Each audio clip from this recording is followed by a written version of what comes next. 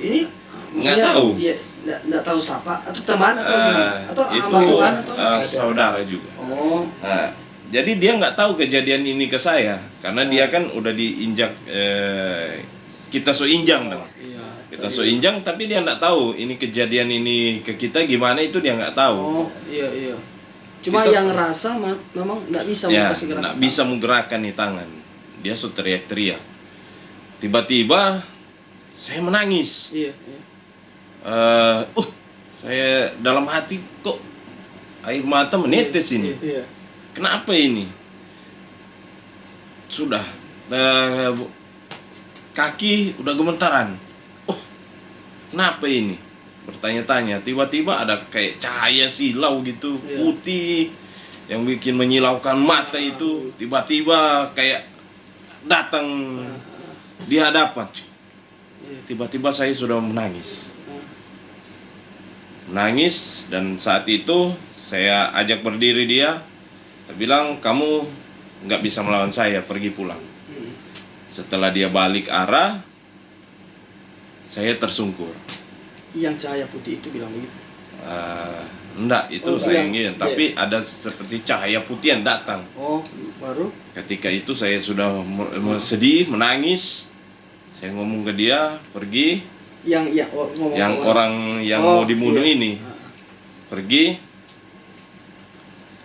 Kamu nggak bisa melawan saya. Seperti itulah kata-kata lah. Nggak bisa melawan atau nggak mampu atau bagaimana, nggak mampu lah.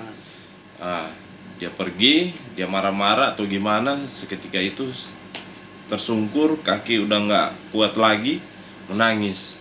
Dalam hati, apa ini yang terjadi dalam diri saya ini? Tapi dia memancing emosi saya lagi. Dia bilang, tunggu, satu kampung kita mau panggil kemari, tunggu anda sini. Saya merasa harus kuat. Wah, saya bilang, pergi, panggil satu kampung. Kita masuk di rumah, kita bilang ke orang tua perempuan, dari dalam saja nonton. Peda so keluar so lebih panjang. So taruh di meja, kita bilang, Pak Mama, diam di dalam, jangan keluar. Bali aja dari dalam. Iya. Tunggu. So ambil rokok, tunggu. Nah, tiba-tiba yang datang ternyata polisi. Polisi yang datang bilang menginap dulu. Itu pas udah tanggal 1 itu, jam-jam 2 atau jam 3. Penjara. Ke hotel dulu. Nah, di situ dengan polisi tanya-tanya, tapi saya hanya bertanya dalam diri saya, kenapa waktu itu saya terjadi seperti nggak bisa membunuh, padahal sumarah sekali. Bertanya-tanya, kenapa jadi kok menangis, padahal selama ini jarang sekali menangis. Karena gimana? Pokoknya enggak pernah menangis. Bukan jarang, enggak pernah menangis. Mau sedih, sesedih apapun juga itu enggak menangis. Tapi ketika so kenal kebenaran, itu rasa apakah itu hadirat Tuhan? Ketika diingat-ingat lagi, ternyata awal mula bertobat itu dari situ. Jadi berarti itu teguran juga ya, teguran atau seperti apalah. Mungkin beberapa hari kemudian, karena polisi juga teman, dia bilang, sudah kamu damai aja, jadi biar nggak usah lanjut. Dari pihak korban datang, kita berdamai karena kita masih keluarga juga. Oke, berdamai, minta maaf apa semua nggak akan diulangi lagi. Kita tanda tangan pernyataan nggak akan diulangi lagi ya. Oke, sudah siap. Sekitar seminggu atau 2 minggu kemudian terjadi lagi dan herannya kita, pada waktu kita masuk tidur malam sekitar jam 8 malam itu, dia udah berontak apa semua, saya nggak terbangun, dibius atau gimana lagi. Jadi dia merontak nggak terbangun. Iya. Itu dalam pengaruh alkohol. Saya atau dia? dia. Nah itu nggak tahu. Tapi yang cerita awal itu yang pertama itu dalam pengaruh alkohol dua-dua atau? Kita nggak minum waktu itu karena nggak keluar. Dia mungkin pengaruh alkohol. Oh iya. Jadi ya waktu pas pegang-pegang peda mogorok dia itu sadar. Sadar. Nggak ada pengaruh minuman sama sekali. Sadar. Nah, jadi pas kejadian kedua ini kita nggak bisa bangun atau seperti apalah. Nah, ketika dengar cerita pagi harinya marah. Wah, nggak bisa ini. Ada satu kesalahan yang dia bikin kita nggak bisa terima. Nah, di saat itu kita mandi, kita bilang nggak, harus selesaikan ini. Selesaikan Pokoknya terserah mau diselesaikan seperti apa, pokoknya harus selesai. Marah-marah kita tujuannya ke kantor polisi dulu. Kita mau minta konfirmasi di polisi dulu. Nah, di saat itu nanti saya sadar sekitar jam 4 sore atau jam 5 sore itu sementara sharing firman sama teman di rumah. Saya tiba-tiba kaget. Kenapa kita di sini? Teman-teman juga kaget, kenapa kita sini kan? Kita haga tapi tamang, kita haga tapi mentor yang sekarang ini. Tiba-tiba mentor ngomong kasih firman. Saya bilang, wah kalau begitu saya bertobat saja sekarang. Bertobat di penjara dong? Enggak, di luar. Oh di luar. Iya. Jadi ketika dengar firman itu di dalam diri saya harus, kata saya dalam hati saya ngomong, ya sudah bertobat saja kamu. Padahal udah sakit hati. Tapi ya, tiba-tiba kaget udah ada di depan mentor saya yang lagi sharing firman. Saya kaget, kenapa ada di sini? Tujuannya kan tempat lain. Kok kenapa ada di sini? Itu yang bikin saya kaget. Nah, di situ dikasih firman, bertobatlah segalanya. Saya ngomong, ya sudah, bertobat. Dari situ saya tobat. Nah, ngomongin cara bertobat itu seperti apa ya, dijelasin. Kamu harus lahir baru itu seperti apa ya, dikasih ayat-ayatnya, dikasih penjelasan ke saya, dan saya terima semua. Awal mula saya bertobat dari situ. Dan pas bertobat itu pernah enggak, maksudnya kan ini bertobat pasti ada teman-teman yang masih rusak, maksudnya masih meroket. Iya. Nah, pas ketemu dengan orang, akan ada biasanya orang pas bertobat karena baku dapat ulang dengan teman, akhirnya tak ikut ulang lah maksudnya. Tapi ketika pas brother ketemu orang, apa yang brother lakukan? Yang brother bacon. Pas mulai bertobat itu kita jaga jarak. Jaga jarak. Berarti jaga jarak penting. Jadi penting sekali. Jaga jarak, jadi pergaulan.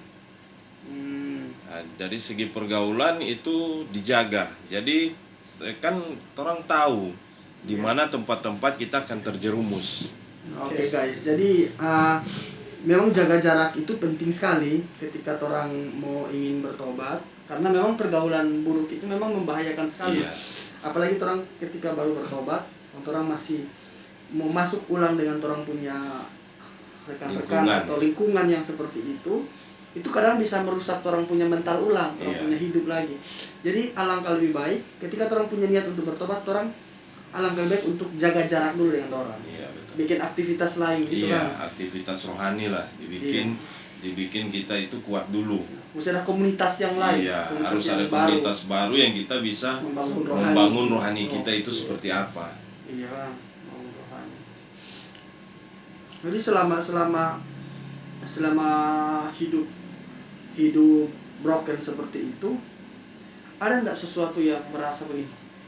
Ini lupa, atau memang dinikmati, atau ada enggak pernah merasa ini tidak layak, menikmati hal itu? Iya, atau merasa kita tidak layak? Itu sih nggak ada terpikir untuk nggak layak, menikmati sekali. Menikmati sekali. Iya. Karena hidup ini senang, menyenangkan. Jadi ini kan orang mau bicara pengampunan kan, Pengampunan. ini hidup dulu, hidup yang rusak, ya anggaplah tidak dianggap dari keluarga toh, keluarga tidak anggap, mungkin bisa dianggap dibuang Kang, kasih biar diterlantarkan. Maksudnya kan pas brother ingin bertobat, bagaimana hati mau memaafkan itu kan sakit pasti. Emang terlalu sakit ya, apalagi kalau kita mengenang perilaku orang tua ya. Mau mengampuni emang berat sekali, susah sekali untuk mengampuni. Sampai saya mengatakan begini kepada Tuhan, Tuhan, mending diajak berperang atau berkelahi daripada saya mengampuni orang tua saya. Tapi Tuhan tetap bilang, ngomong seperti ini, kamu harus mengampuni orang tuamu. Kamu ingat masa lalu kamu seperti apa, itu saya ampuni. Kok kenapa kamu nggak bisa mengampuni orang tua kamu? Saya berdoa, saya baca Alkitab, dapat ayat-ayat seperti itu juga. Saya bilang, coba cari yang lain lah, tapi jangan ampuni orang tua. Tapi nggak harus ampuni orang tuamu. Kalau melihat kelakuan orang tua ya, orang tua perempuan bikin malu luar biasa. Udah meninggalkan dari kecil juga, pas balik udah besar begini, bikin malu lagi. Sampai saya ngomong gini ke teman-teman, muka ini lebih baik tas menggusur di aspal, karena malu sekali. Kita pukul, sampai kita pe mama kita pukul karena tidak terima. So bikin malu. Begitu juga orang tua laki-laki bikin malu. Jadi terlalu sakit kalau untuk mengampuni ya. Mengampuni orang tua ini terlalu sakit. Apa yang mereka pernah perbuat sama kita itu terlalu sakit. Makanya saya ngomong ke Tuhan, yang lain lebih baik suruh bakalahi atau suruh berperang jo, daripada mengampuni. Mengampuni ini hal paling setengah mati mau bikin. Harus berperang dengan diri sendiri. Harus luar biasa. Pokoknya sekitar 2-3 bulan ya, dari pas lahir baru itu berperang sama diri sendiri, mengampuni. Itu hal paling setengah mati. Tapi saya yakin lewat acara ini, apapun persoalan kita sama keluarga, tetangga atau siapapun lah, memang mengampuni susah dilakukan oleh manusia. Mengampuni susah. Tapi kalau kita hidup bersama dengan Tuhan, pasti kita akan bisa lakukan itu. Karena saya merasakan bagaimana saya mengampuni orang tua saya dipulihkan hubungannya dengan orang tua saya, terus saya jalan kemana saja saya udah nggak ada beban sama sekali. Plong hati ini, karena itu kayak apa ya? Kayak ada pikul beban. Sebelum orang mengampuni, mau dia orang tua atau saudara atau adik atau kakak atau siapapun juga, ketika orang mengampuni itu hal luar biasa yang akan Tuhan ajarkan kepada orang. Intinya orang yang bikin orang sakit hati, sesakit hati sekali, seberat apapun dalam personasi, brother masih bisa mengampuni. Apalagi sekarang orang kadang bertetangga cuma gara-gara kesalahan sedikit, atau kakak adik cuma karena hal sepele, simpan dendam sampai mati. Kan? Ini luar biasa sekali. Sampai bagaimana sampai baku dapat dengan orang tua sampai minta maaf. Nah, itu kan mama saya sudah tinggal dengan saya. Ada satu ketika saya ngomong ke mama, ya mak tahu kan kita bertobat ini, tapi ada sedikit gengsi lah mau ngomong kan. Tapi mak, kita mau bilang, ini harus kita mau bilang, mak kita minta maaf. Apapun kita kesalahan yang lalu mak, kita minta maaf. Jangan mama mengingat-ingat lagi. Kita minta maaf, minta ampun Pak Mama, kalau kita selama ini banyak salah sama mama. Dan mama itu langsung menangis Saya juga saat itu sudah lama nak menangis, ya ikut menangis juga waktu itu. Saya ngomong, melepaskan. saya berdoa dalam hati, saya ngomong, Tuhan terima kasih banyak. Saat ini saya sudah dipulihkan sama orang tua perempuan saya. Nah, di situ saya merasa lega sekali hati saya. Dan beberapa minggu kemudian kan pas ulang tahun saya berdekatan sama adik perempuan saya. Nah di situ kita undang, tapi ini belum bapak belum ada. Kita undang. Ketika saya mengatakan kata-kata sesuatu di pas ulang tahun saya menangis karena kenapa? Saya ngomong ke teman-teman yang hadir, saya bilang hari ini mungkin sudah puluhan tahun yang lalu, tapi masih ada kurang satu. Tapi setidaknya kami sudah bertemu dan makan bersama hari ini di satu meja. Karena kita sudah beberapa puluh tahun kami tidak makan bersama. Dan itu yang saya rindukan dari dulu. Itu luar biasa saya. Dan beberapa waktu kemudian saya ngomong ke Tuhan, Mama, saya bisa ucapkan untuk meminta maaf. Berarti kalau Tuhan mengizinkan saya bertemu dengan orang tua laki-laki yang selama ini saya nggak mau pernah bertemu, saya berdoa bilang, Tuhan, kalau saya mau minta ampun, minta maaf ke orang tua laki-laki, ya datangkan dia ke sini. Mungkin dari doa itu sekitar beberapa hari kemudian itu bapak saya muncul. Bapak saya muncul. Saya kaget. Saya sampai nggak percaya. Saya masuk kamar, saya keluar lagi, saya lihat, wah betul itu bapak saya. Saya panggil masuk bapak saya, mama saya di samping. Saya ngomong, Pak, Michael meminta maaf. Apapun Michael pernah perbuat di masa lalu, hampir membunuh bapak juga. Saya minta maaf, Michael minta maaf. Dan saat pernikahan nanti, entah bapak sudah di agama muslim atau apapun juga, Michael mau orang tua bapak dan mama itu duduk mendampingi di pas pernikahan nanti. Saya minta maaf apapun kejadiannya itu. Setelah itu hati saya ini kayak gimana ya, pokoknya senang sekali. Sudah nggak ada beban. Beban lepas begitu. Lepas, saya bilang, Tuhan ini kayak yang saya rasakan. Nah di saat itu untuk mengampuni orang-orang yang lain ini, mengampuni ini udah gampang sekali. Kesalahan orang kayak marah seperti apa ke saya, sudah saya minta maaf kalau saya punya salah. Karena sudah bisa mengampuni yang berat sekali. Iya. Jadi saat kita mengambil keputusan yang berat, pasti yang lainnya itu udah apa yang ringan-ringan. Gampang semua. Oke, jadi dalam segala sesuatu, masalah apapun, tantangan apapun, orang tahu bahwa orang masih punya Tuhan. Biarpun masalah seberat apapun dulu, tapi masih bisa belajar untuk mengampuni. Karena kalau orang pikir kadang hari-hari ini orang-orang Kristen cuma masalah kecil sekali mau kasih ampun orang itu susah sekali. Tapi hari ini orang belajar bahwa ternyata ketika orang mampu mengampuni orang, dan kita percaya orang pasti akan dipulihkan. Iya.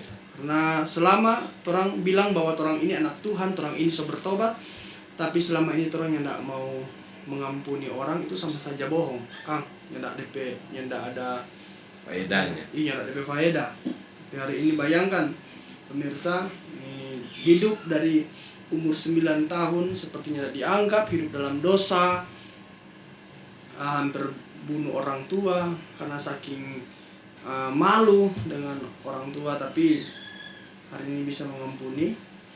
Kalau kita bilang bahwa kalau orang tidak bisa mengampuni orang lain, Tuhan juga tidak akan ampuni orang punya dosa. Dan itu mengampuni itu memang wajib untuk orang sebagai orang Kristen. Itu harus, kalau orang mau ikut Tuhan harus mengampuni. Mau apapun kesalahan orang lain, orang perlu mengampuni. Bagaimana? Iya, betul. Iya, orang perlu mengampuni. Dan di luar sana kan, apalagi anak SMA biasanya rentan seperti itu. Iya. SMA, SMP, Anak kuliah juga. anak kuliah yang mungkin karena pengaruh orang tua, biasanya anak-anak kuliah yang bisa jual diri itu karena mungkin broken, orang tua broken. Dari awal mula dari keluarga. Nah, jadi faktor kebiasaan, jadi mereka berpikir ya enggak masalah kok. Tapi ketika orang kenal Tuhan, orang tahu pasti orang hidup dipulihkan. Nah, dan ini pertanyaan terakhir sebenarnya ini. Pertanyaan terakhir, orang semua tutup semua closing talk. Apa yang bro rasa waktu belum kenal Tuhan, pas kenal Tuhan maksudnya? Apakah masih lebih sedap hidup dulu belum kenal Tuhan, atau yang sekarang kenal Tuhan dan ada damai sejahtera, yang mana? Yang dulu atau sekarang? Maksudnya begitu. Kalau untuk pertanyaan damai sejahtera sih sebenarnya hidup di dalam Tuhan saat ini. Tapi kalau untuk menikmati hidup sebenarnya bukan saat ini.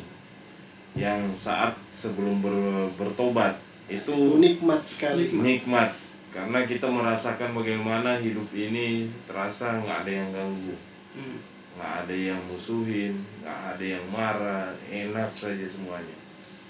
Tapi ketika hidup dalam Tuhan, bedanya kita damai sejahtera kita itu mengikuti, kita udah nggak ada beban pikiran, nggak ada mikir itu, nggak ada mikir ini, kekhawatiran hilang, karena kita tahu kita berjalan bersama-sama dengan Tuhan.